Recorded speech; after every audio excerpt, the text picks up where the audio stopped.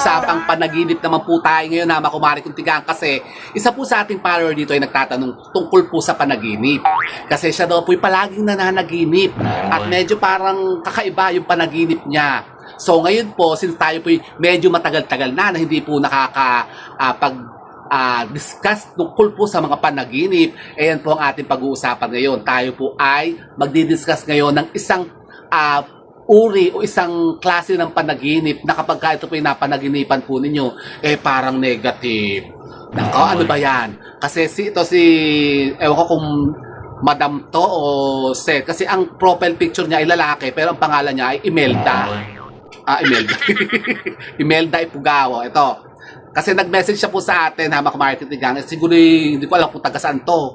Basta ang pangalan niya Imelda Ipugao. O yan. Okay lang naman po kasi sino mo yung nagtatanong lamang, hindi man po siya nagpapagawa ng ritualan sa atin. So okay lang po na sabihin natin yung info niya.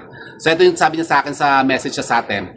Ano po ang pantanggal o pangontra at lunas sa palagi kang nakakapanaginip ng lamay o may nilalamayan? May alam ba kayo? Turuan niyo po ako o tulungan niyo ako upang sa ganun ay di ko maranasan pa ang managinip ng ganun. Salamat. Tapos, may orasyon ba sa palaging nananaginip ng naglalamay o may nilalamayan?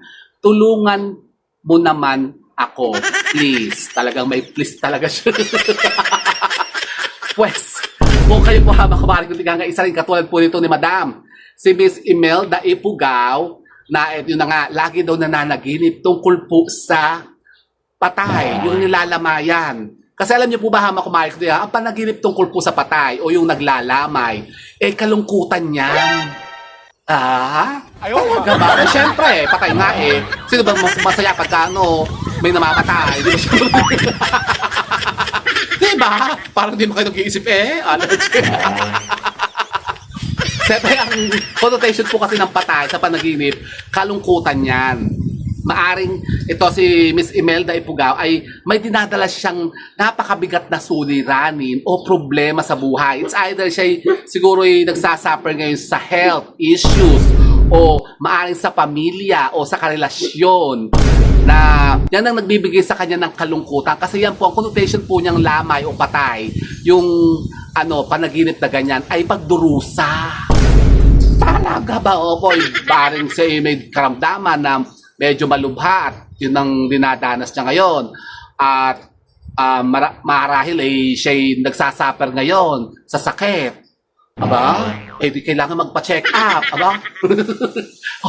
Ganun yun. Tapos tinatanong niya dito kung ano ba daw ang mainam na pangontra. Well, meron naman po tayong may sasuggest po dito na isang napaka-inam na orasyon na pwede nyo gamitin kung halimbawa kayo po'y mahilig talagang managinip ng yung mga masama, yung mga ganyan, yung mga malungkot na bagay. Leche.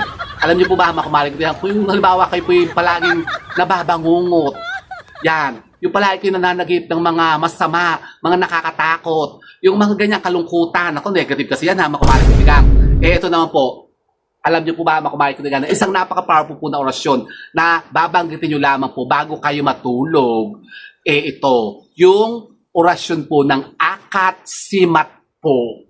Yan, sinulat ko sa papel Kumari Kuntigang. Yan po, yan, Akat Simat po.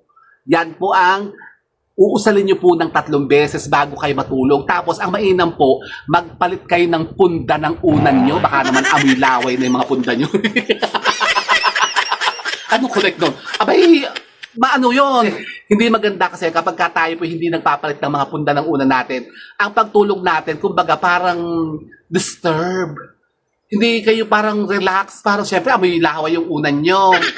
Ganun pala yun. Opo, kaya kayo ugaliin nyo na magpalit kayo ng mga punda ng unan nyo kapag kayo mahilig yung managinip ng masama.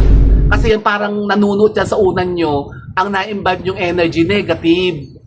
Kaya parang lagi kayo nananaginip ng mga ganyan, yung mga masama, nakakatakot, yung nakakalungkot. Kasi ang unan nyo mababaho, may laway. Talaga ba? Opo, kaya naman tayo sa laway Naalala ko naman yung sa impeachment, may laway dito. Sino ba yung babaeng yun? Yung prosecutor, yung sino ba yun? Yung babae, nakadwa ang tsura eh. May lawig dito.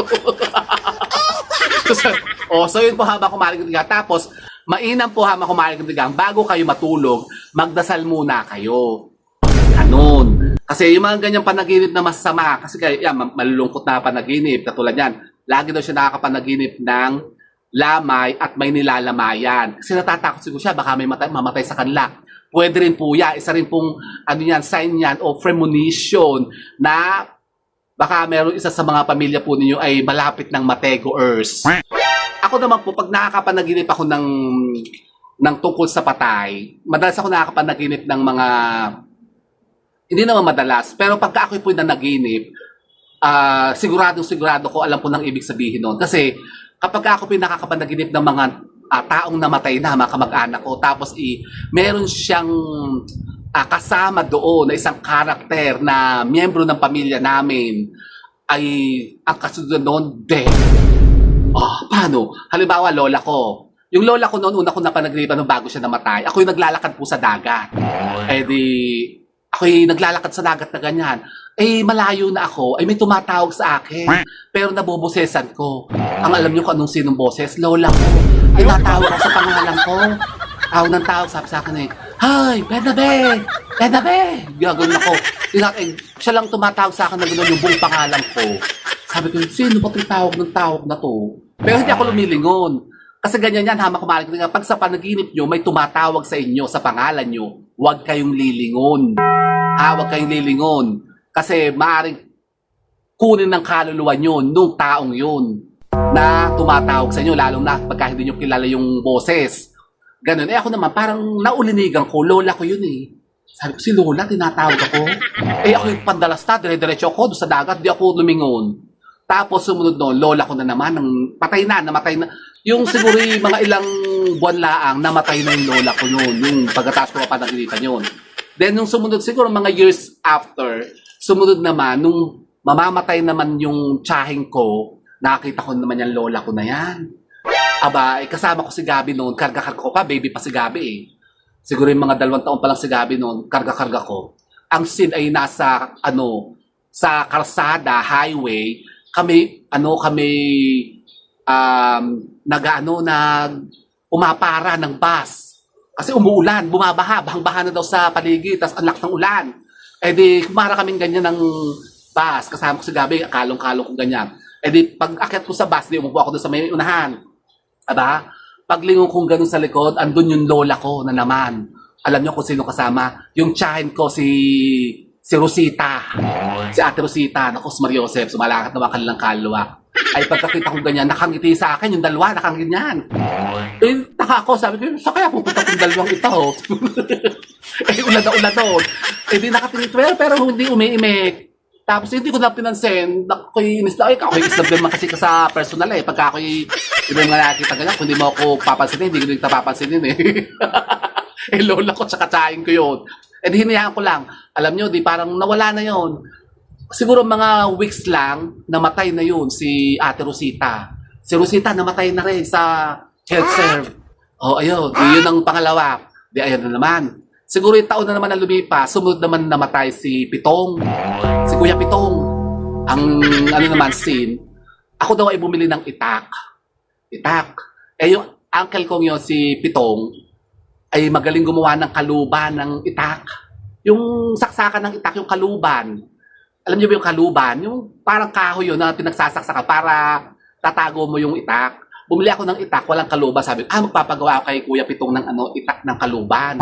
Ako umahon daw sa bundok, kasi ang bahay lang sa bundok. Pagkatok ko ganyan sa pinto, sabi ko, Kuya Pitong, tawag ako ng tawag na ganyan. Nagbukas. Alam niyo kung sino yung nagbukas? Lola ko na naman. Sabi ko, bakit dati ito naman kayo? Sabi ko ganyan, alam po na kasi patay na nga siya. Ano ginagawa niyo naman dito? Sabi ko, kasi hindi kami masyadong magka-close ng lola ko di sabi, nasa si Kuya Pitong, kayo magpapagawa ng kaluban ng itak. Sabi, andyan, nakahiga. Sabi, saan? Di pagtingin nakahiga daw sa papag. Pagtingin ko, wala naman. Di paglingon ko gano'n, wala ng lola ko. Alam niyo, paglingon ko gano'n sa may pintuan, doon sa may bilik, doon sa may sagingan, may bilik. alam niyo yung bilik? Yung parang kubol na tent, nilagyan ng tent, tapos pagka may mga kasalan, o may mga binyagan, o may mga lamay, doon inilalagay. Nakita ko, merong kabaong doon, puti, pinaglalamayan. Alam niyo, sino may patay na yun? Pag silip kong ganyan, ay, alam niyo kasi nandun, si Pitong. Patay na. At tapos after that, buhay pa naman siya noon nung napanagriba ko. After that, siguro weeks din, namatay na rin si Kuya Pitong. O, ayun, ganun. Tapos, ang pangatlo, si Kuya Bane, namatay naman yung bunsong tsuhin namin, si Bangengot. Pero hindi na nagpanaginip sa akin yun. Siguro hindi niya sinundo si Bangengot kasi hindi sila close eh. Kaya kasi lola ko, pag may sinusundo, nagpapanaginip yan sa akin. Eh, nung namatay si Kuya Bane, si Bangengot, hindi na niya sinundo, hindi nagpapanaginip sa akin. Siguro hindi niya gusto, ayaw niyang sunduin. Alex. Pero meron ako isang panaginip na natakot ako kasi nanaginip ako doon, isang pinsan ko, si Malu, na nasa Dubai ngayon, tsaka ako. Ako ang nasa scene, tsaka si Malu. Tapos, yung lola ko ay naandun din sa scene na yun. Eh, ang scene ay kaming dalawa ni yung pinsan ko, si Malu, ay nakahiga kami sa duyan. Nagduduyan-duyan kami ganyan. Oo. Duyan na kawayan, magkatabi kami. Tapos, sa may gilid na ganun, parang merong dinukal na lupa na parang pagtataniman ng pechay. Parang yung anong tawag doon, yung pag nagtatanim ka ng pechay, yung may dinukal na lupa, parang tabon. Ang itsura din, parang yung tinabunan na bagong libing na patay.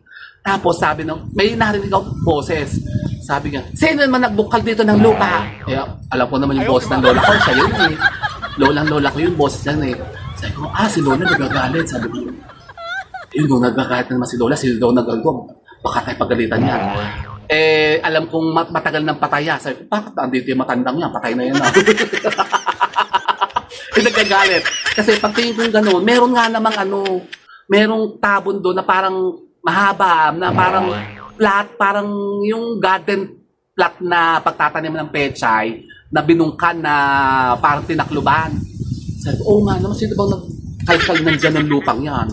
Tapos, natapos na yun, nagising na ako, iniintay ko kung sino susunduin sa amin, Malu. Wala naman. Hindi kami nakuha. Hindi kami nakuha. Yung pisa ko na pa sa Dubai hanggang ngayon. So yun, ganun lang. Kapag ako po may napanagdipan na ganyan tukol sa mga namatay, talagang totoong-totoo. Ay, mayroon pa pala yung isang pinsan ko naman na nabangga ng motor yun. Pinsan ko yun, si Andres, ay bago siya namatay noon, ay nakita ko din yung lola ko. Kasi ang scene naman noon, patay na nga ang lola ko noon eh, patay na siya. Kami daw ay nasa ibabaw ng nicho ng sementeryo, nasa ibabaw kami. Kami lahat na magpipinsan, ando si Ate Lily, si Madam Lily, ako, si Ate Agi, si Inopre, kaya si Andres, saka ako. Eh di lahat daw sila ay pumasok na sa loob ng nicho, pumasok sila kasi may ibibigay daw. May ibibigay daw na parang pamana. Eh di ako na yung tinatawag, sabing ganun eh. Hay, pumasok ka na, tinintay ka ni Lola doon, may ibibigay daw sa'yo, sabi sa akin ganun. Nung ni Ate Lily. Sabi ko, bakit ka na may bibigay sa akin? Sabi ko ganun. Kaya kasi talaga ako pagka parang ko hindi ba interesado. Sabi ko, ano ba may bibigay niyo sa akin, no? Na wala pa ako, meron akong lahat. Sabi ko, sabi, medyas, bibigyan ka daw ng medyas. Medyas? Ano gagawin sa medyas? Marami akong medyas. Sabi ko gano'n. Eh di sa madalit salita, hindi po ako pumasok doon sa nicho. Kasi di ko kinuha yung pamana sa akin na medyas. Eh di ang pumasok yun si Andres. Siya ang sumunod na pumasok. Yung pinsan ko si Andres, siya yung huling pumasok doon sa nicho. Ayun, alam nyo, weeks lang din, nabangga.